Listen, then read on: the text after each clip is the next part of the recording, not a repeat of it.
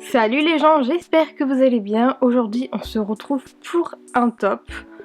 Donc, top 5 des livres à lire avant de mourir ou des livres à lire au moins une fois dans votre vie. Je ne sais pas encore comment je vais euh, intituler ce top, puisque les deux veulent dire un peu la même chose. Mais on verra et on commence dès maintenant. Le premier livre que j'ai envie de vous parler pour ce top, il s'agit du Deuxième sexe de Simone de Beauvoir. Je vous avais parlé de ce livre très récemment ainsi de son deuxième tome dans un update lecture, enfin 2 updates lecture, donc je vais pas non plus vous en parler en long et en large, mais tout ce que je peux vous dire c'est que le Deuxième sexe de Simone de Beauvoir c'est un livre qu'il faut vraiment lire au moins une fois dans une vie. Que vous soyez un homme, une femme, féministe ou pas, vous pouvez, pour être honnête, le lire. Vous devez le lire en fait. Pour moi, c'est vraiment un livre qu'il faut lire parce qu'il est très intéressant, il est très enrichissant, il nous apprend énormément de choses en tant que femme sur nous-mêmes.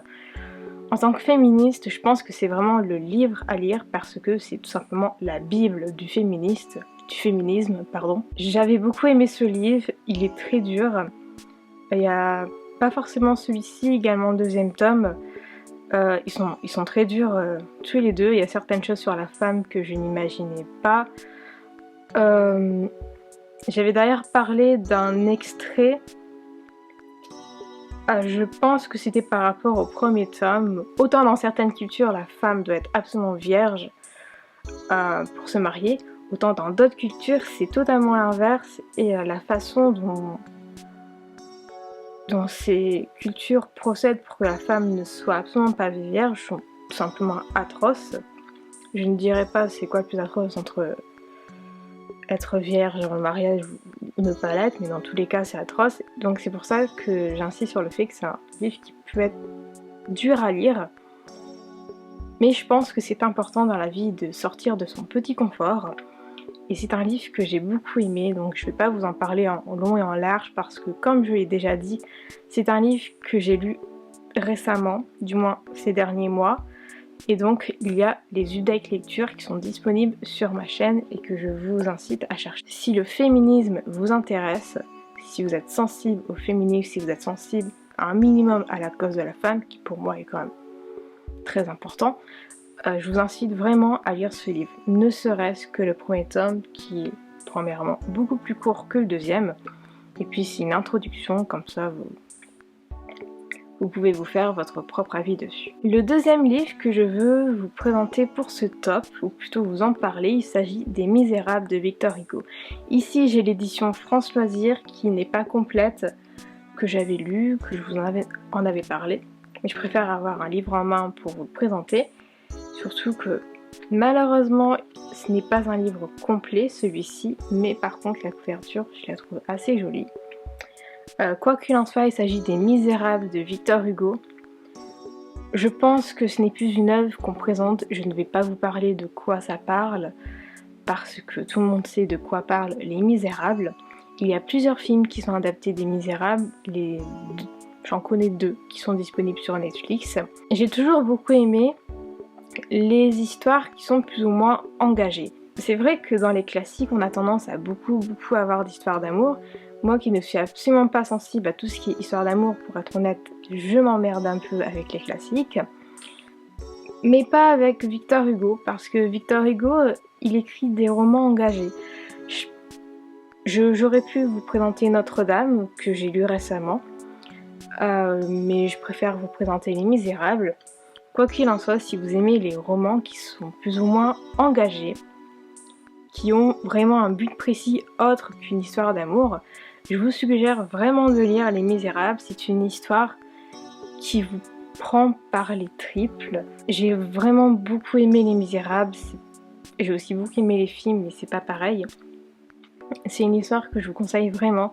C'est pas pour rien qu'on parle toujours de Victor Hugo, qu'on parle toujours des Misérables à notre époque actuelle, parce que c'est un roman qui est très prenant en fait. Tout est dans le titre, Les Misérables. Le troisième livre, qui pour moi est à lire au moins une fois dans sa vie, il s'agit il est un peu lourd d'ailleurs, du Seigneur des Anneaux de J.R.R. Tolkien, donc on va juste dire Tolkien. Donc là c'est pareil, je n'ai pas à vous parler de quoi parle le Seigneur des Anneaux. Je pense que le fait qu'il soit dans ce top ne surprendra personne. Je suis pas la plus grande fan du Seigneur des Anneaux. Je l'ai lu, j'ai apprécié, mais comme j'ai dit, j'ai beaucoup de mal avec le genre fantasy. Du coup, j'ai eu du mal avec le Seigneur des Anneaux. Quoi qu'il en soit, ce n'est pas une histoire que j'ai détestée, j'ai plutôt aimé. Donc pour moi, c'est vraiment un livre, ou plutôt une intégrale, puisqu'il y en a 3, à lire une fois dans sa vie. Le monde que Tolkien a créé avec le Seigneur des Anneaux est tout simplement grandiose. Son imagination va bien au-delà de ce qu'on pouvait imaginer. Il a vraiment créé quelque chose de superbe, des personnages superbes, des décors, enfin je veux dire un monde superbe et des décors dans le film qui sont super. C'est vraiment pour moi un livre qu'il faudrait lire une fois dans sa vie. L'histoire est tellement magique que dès les premières pages, vous êtes totalement emporté par le rythme de son écriture et par le monde.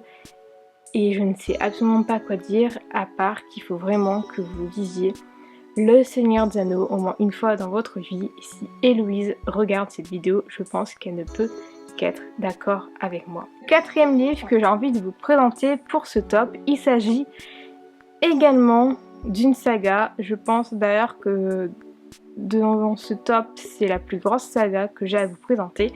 Il s'agit du Trône de Fer en VF et A Song of Ice and Fire en anglais de George R.R. Martin. Donc là j'ai les éditions Pygmalion parce que je suis myope et donc il faut que ce soit écrit plus ou moins en gros. Donc vous voyez il y a beaucoup de pages. Voilà.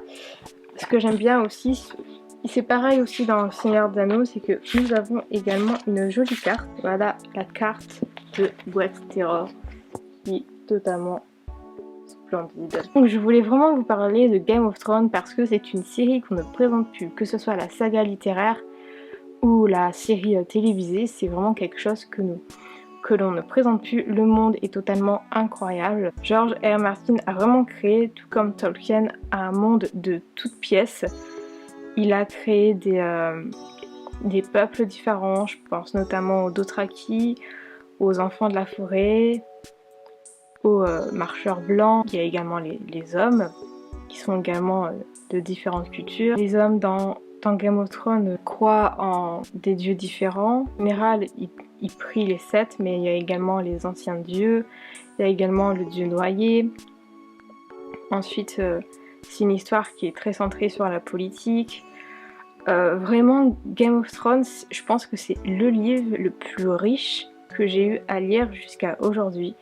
J'ai adoré la série télévisée jusqu'à un certain point, mais je l'ai adorée.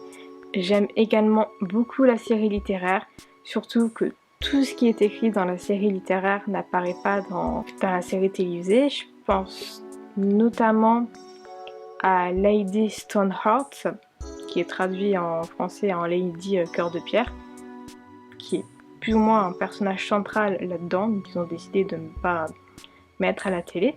Quoi qu'il en soit, c'est vraiment une saga géniale que je vous conseille de lire.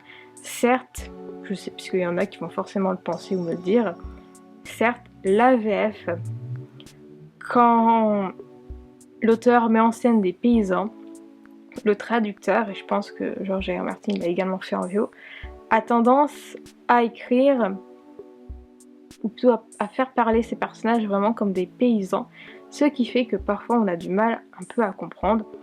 Personnellement, au début, j'ai eu du mal et puis après, je me suis laissée porter par le fil, par la lecture et il s'est passé tout seul. Mais il y en a qui ont vraiment eu du mal avec ça et qui n'ont pas pu continuer.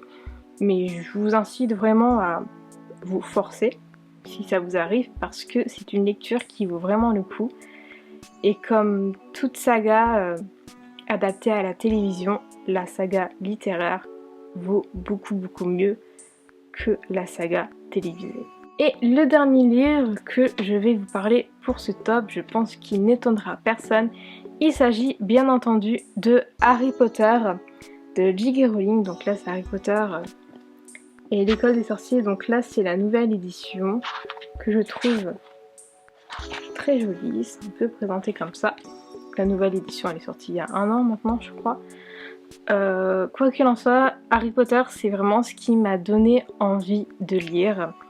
C'est la saga de mon enfance. Game of Thrones est la saga qui a fait la fin de mon adolescence, le début de mon âge adulte. Et Harry Potter, c'est vraiment la saga de mon enfance. C'est elle qui m'a donné envie. C'est la saga qui m'a donné envie de lire. C'est la saga qui m'a donné envie d'écrire. J.K. Rowling a vraiment recréé la magie. Ce n'est pas elle qui a créé la magie, mais elle l'a totalement recréée. Elle a recréé le mythe des sorciers. C'est vraiment une saga géniale et que si vous n'aimez pas lire, je pense que Harry Potter peut vraiment vous donner envie de lire. Ce top est maintenant terminé, j'espère qu'il vous aura plu et on se retrouve très bientôt pour une nouvelle vidéo.